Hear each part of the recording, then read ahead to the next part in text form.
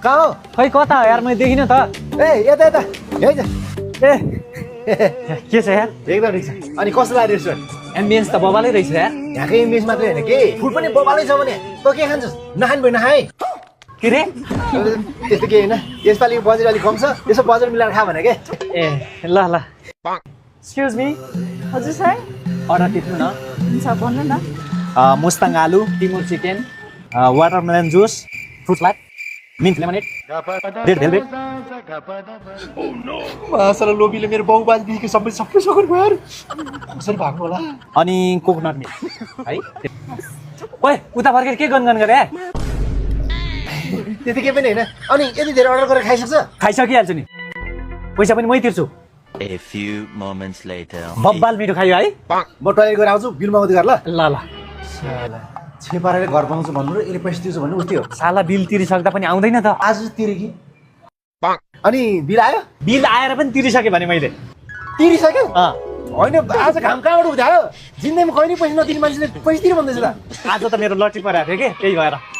कसले मेसेज गर्यो? मसँग यहाँकै एटिएम खोइ। तेरो एटिएममा पैसा नअटेर छेउछेउबाट उम्केर गइरहेको रहेछ, त्यही भएर तिर्दिएको।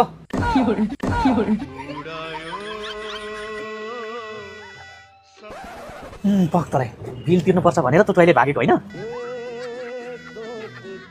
पक्तलाई यसको बदलामा तिम्रो 7 पुस्तालाई थाहा पाउने गरी लिन छु भने त।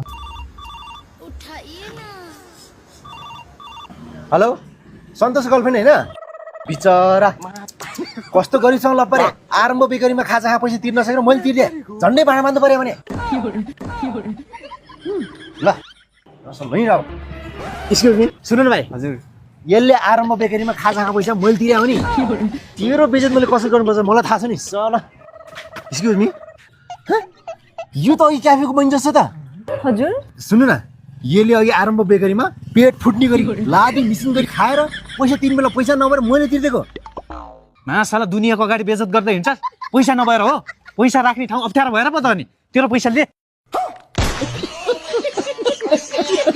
मासला लोई पैसा छैन भने त खुट्टामा लोएर राखेको छ।